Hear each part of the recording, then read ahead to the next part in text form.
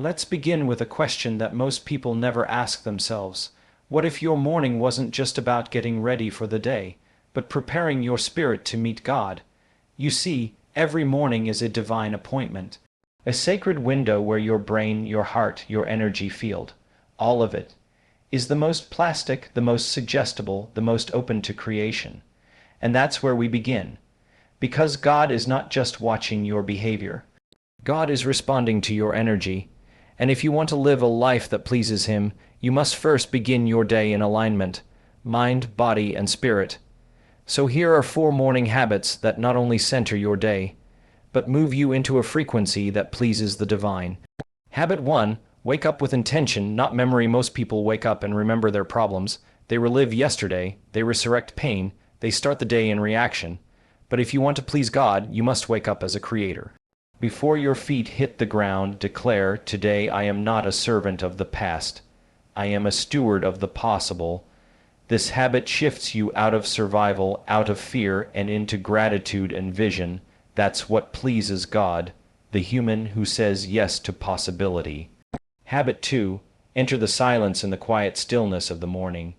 Before texts, emails, and headlines, you must go inward, find your breath, close your eyes, and listen.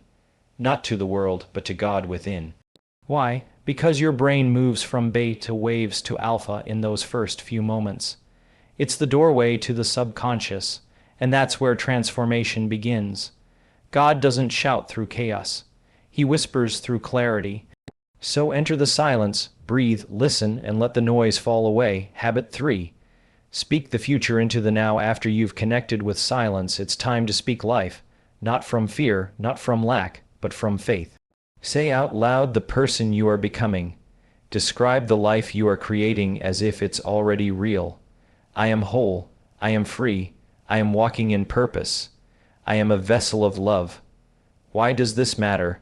Because the subconscious doesn't know the difference between imagination and reality. When you speak as if it's already happened, you pull future outcomes into the present field, and that pleases God. Because faith is not about hoping, it's about knowing. Habit 4, move with joy. Yes, move. Stretch, dance, walk, get your blood flowing, not to burn calories, not for vanity, but to send a signal to your body. We are alive, we are safe, we are grateful. Joy in the body is prayer in motion. And every time you move with joy, you step out of fear and into trust. God is not pleased by anxiety. He's not moved by fear. He is pleased by the human who can smile, even before the evidence shows up. Most people begin their day in unconscious repetition. The moment their eyes open, they are already reliving yesterday. Same thoughts, same emotions, same expectations. Their first moments are not intentional, they're habitual. The brain searches for familiar problems, stresses, and responsibilities, and in doing so, it activates the past. This pattern creates a chemical cascade that informs the body. This is who we are, locking the individual back into the identity of yesterday. But this habit doesn't please God, because it leaves no room for newness, for growth, or for divine intervention. Waking up with intention, on the other hand, is a conscious spiritual act. It is saying, "Today I choose to step out of the known and into the unknown. I choose to invite something greater." When you wake up with intention, you take control of the first energetic moment of your day. The brain is in a delicate transition between sleep states and wakefulness. This is a powerful window. Your subconscious mind is open, your analytical mind is still quiet, and your nervous system is listening. It is the perfect time to create. Before you pick up your phone, before the to-do list floods in, stop and become aware. What do you want to feel today? Who do you want to be? What energy do you want to walk in? Begin by breathing deeply and directing your thoughts, not toward the past, but toward possibility. This act may seem small, but it's a radical shift. You are training your body to feel the emotions of a new future. You are signaling to your brain and to the universe that today is not a repeat of yesterday. In that moment, you are no longer a memory of who you were. You become a vision of who you are becoming. Starting the day as a creator instead of a reactor is one of the most powerful shifts a person can make. The reactive mind is conditioned. It wakes up and immediately starts scanning for problems, anticipating stress, responding to familiar triggers before they even happen. It's the automatic self on autopilot. This is the mind that says, "What do I have to deal with today?" or "How will I get through this?" It is constantly in a low-level survival mode, driven by fear, control, and past programming. That energy does not connect to the divine. It stays rooted in the material world, limited by logic, habit, and circumstance. A creator, by contrast, wakes up and chooses to generate energy instead of consume it. The creator's mind asks different questions. It says, "What do I get to create today? What version of myself am I going to step into? What can I offer to life instead of what do I need from it?" This is a mind aligned with the field of infinite possibility. A creator does not look around for evidence before feeling inspired, grateful, or empowered. They bring those emotions into the present moment before anything in the external world has changed. This is true faith. It is living in the feeling of a future before the future arrives. When you start your day as a creator, you rise above your circumstances. You are no longer a product of your environment. You become the cause of it. You are not reacting to what the world gives you. You are broadcasting the energy of who you want to be. And that frequency not only changes your biology, it opens the door for the divine to flow through your life in unexpected and extraordinary ways. Silence is not the absence of sound. It is the presence of awareness. Entering silence each morning is more than a wellness practice. It is a sacred ritual.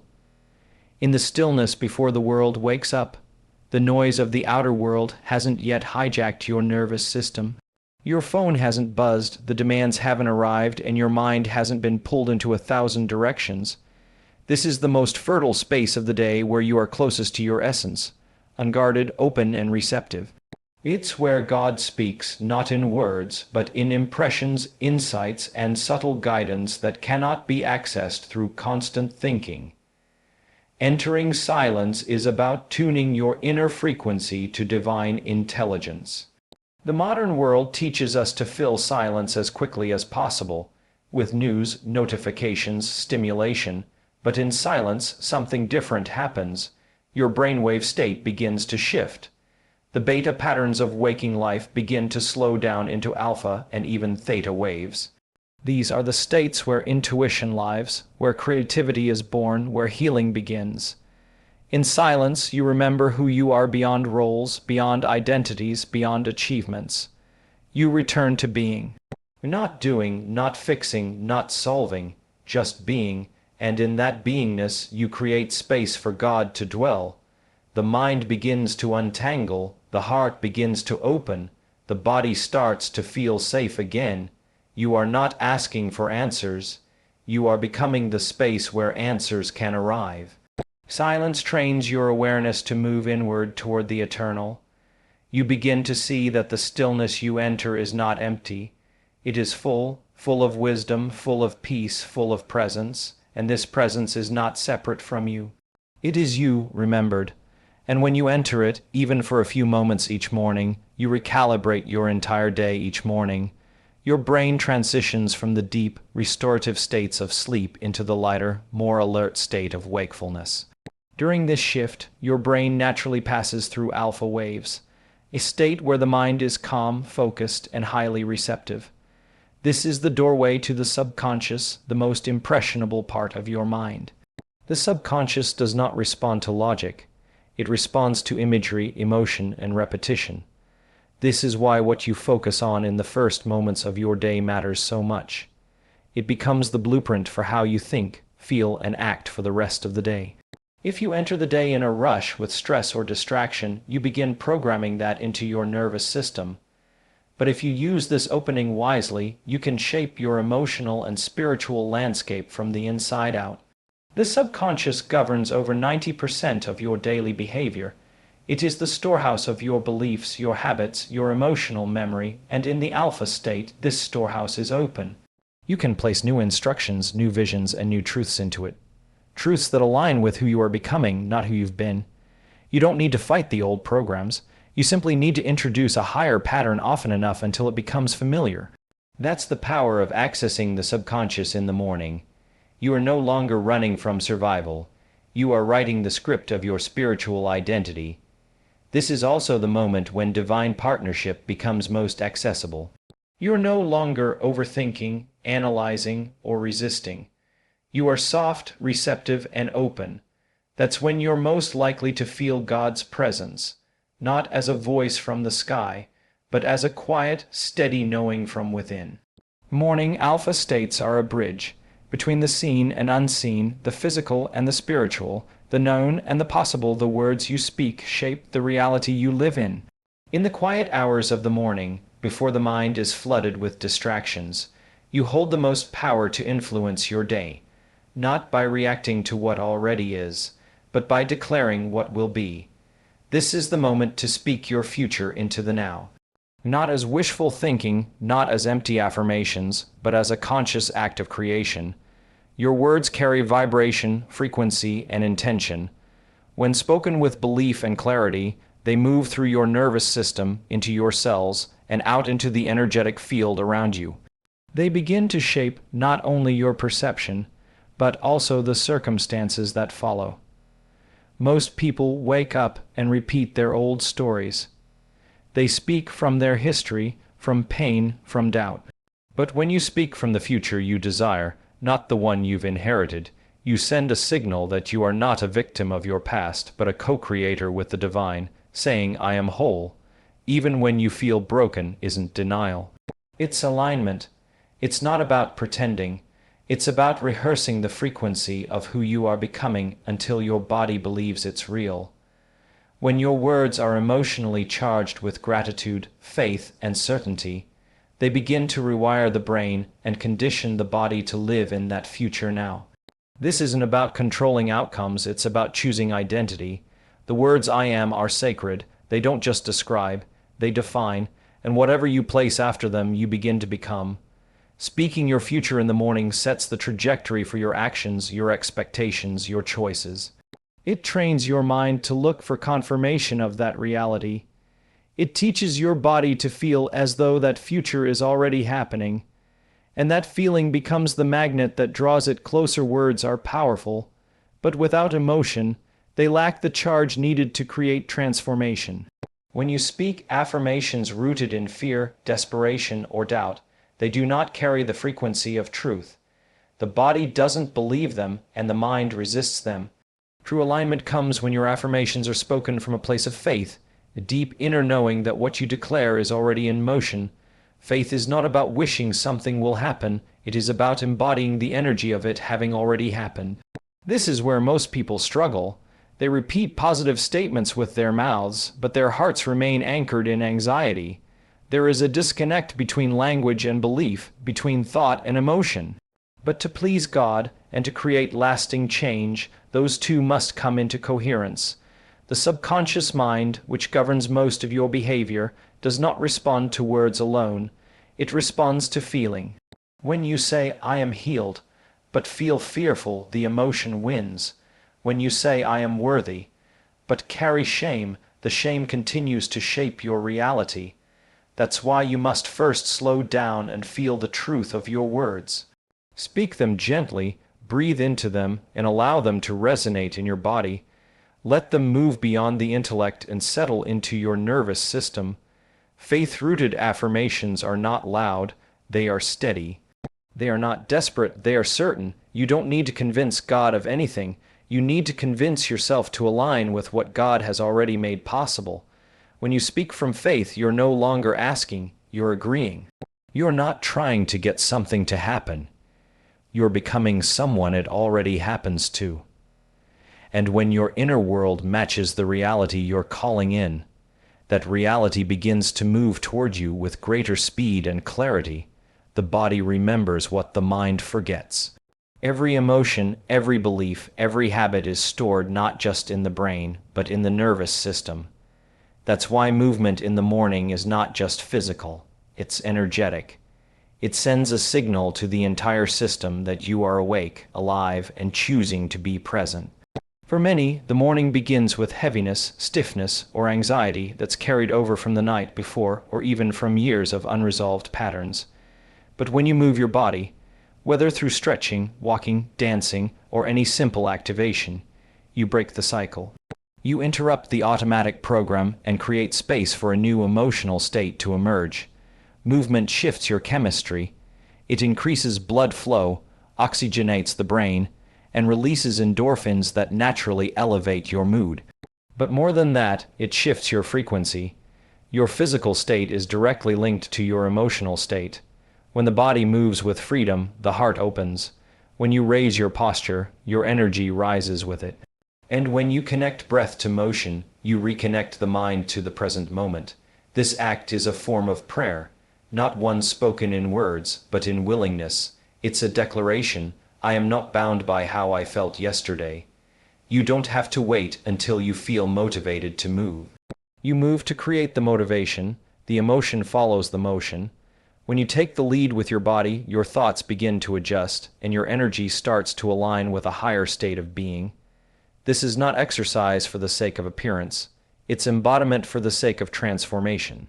It's a way of reminding your cells that they are part of something divine, something intentional, something that is not limited by past experiences or current circumstances. Joy is not a reaction. It's a choice, a frequency, a spiritual practice.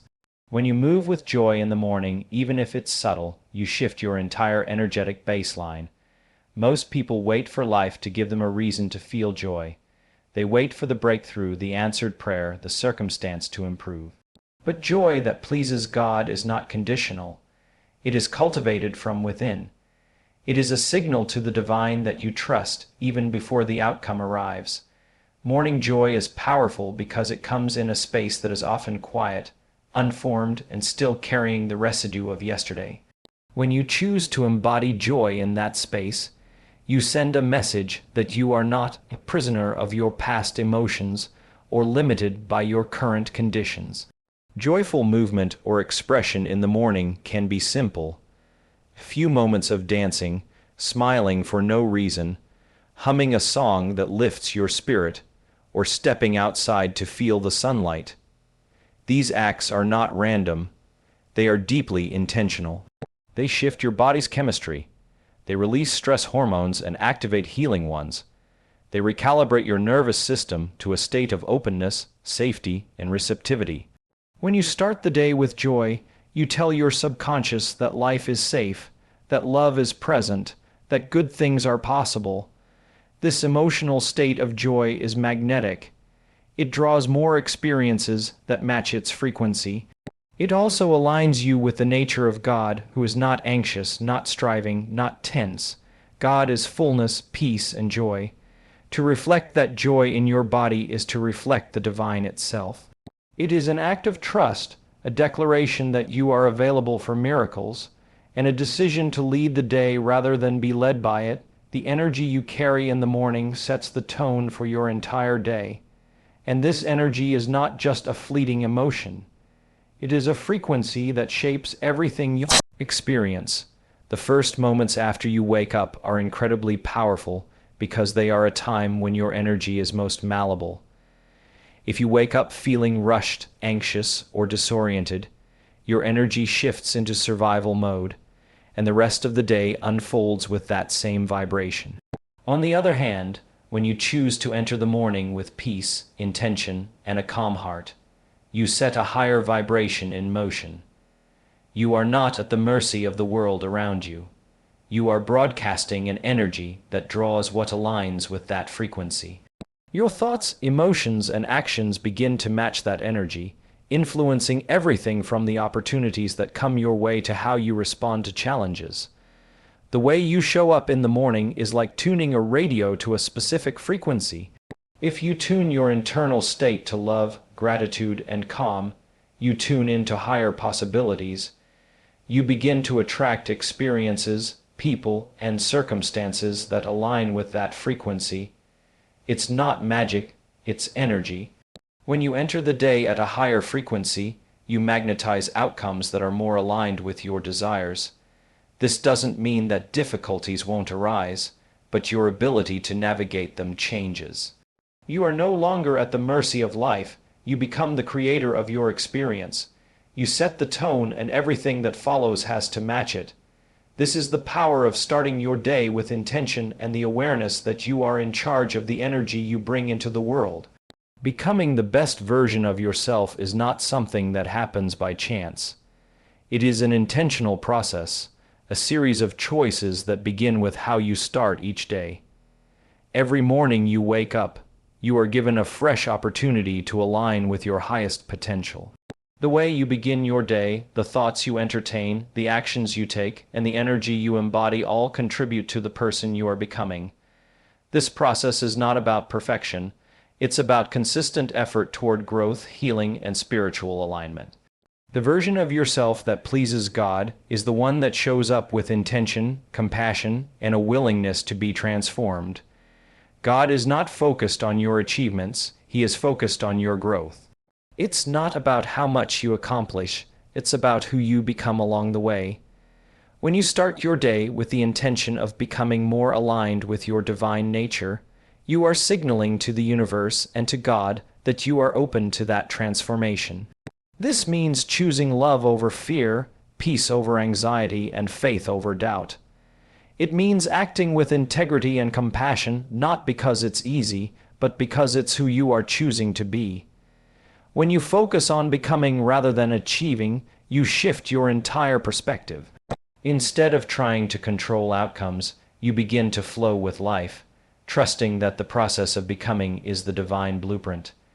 The key to pleasing God is not about striving to prove your worth or attain external validation. It's about showing up authentically, embracing your potential, and doing the inner work to evolve into the highest version of yourself. And every time you wake up with this intention, you move one step closer to that truth.